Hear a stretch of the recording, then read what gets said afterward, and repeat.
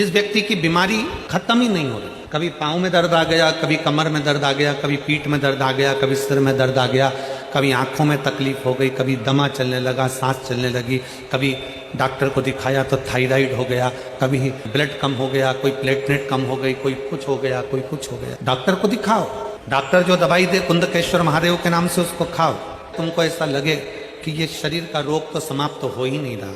एक ना एक रोग चल ही रहा, ये रोग समाप्त होने का नाम ही नहीं ले रहा। पिपलेश्वर महादेव का नाम लेकर और पिपलेश्वर महादेव का नाम लेकर किसी भी शिवालय में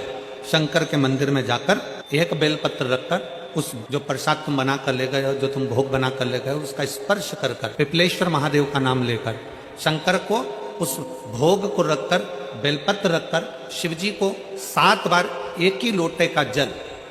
केवल एक लोटे का जल 7 बार उत्तर की ओर मुख कर कर दक्षिण में खड़े होकर शंकर के शिवालय पर 7 बार एक ही लोटे का जल 7 बार थोड़ा थोड़ा कर कर उसको गिरा दीजिए, शिव जी के ऊपर चढ़ा दीजिए 7 बार। बाद में जो प्रसाद पर आपने बेलपत्र रखी है उसी बेलपत्री को उठाकर शंकर के शिवलिंग पर चढ़ा दीजिए। बाबा को प्रणाम करिए, बाबा मेरे शरीर का रोग समाप्त नहीं हो रहा। किसी भी दिन पिपलेश्वर महादेव का नाम लेकर वो चढ़ी हुई बेलपत्री लियाओ, प्रसाद लियाओ, घर पर आने पर जैसे ही घर के अंदर प्रवेश करो सबसे पहले बेलपत्री को चबा चबा कर खा लो। फिर वो जो प्रसाद है उस प्रसाद को 7 गांठ से थोड़ी थोड़ी देर में 7 बार में उसको खा लेना। बाबा देवाधिदेव महादेव का नाम लेकर, पिपलेश्वर महादेव देव का नाम लेकर प्रणाम कर कर जल का आचमन, हाथ की हथेली में जल लेकर 7 बार आचमन कर लीजिए और शिव का पिपलेश्वर महादेव का नाम ले लीजिए। धीरे धीरे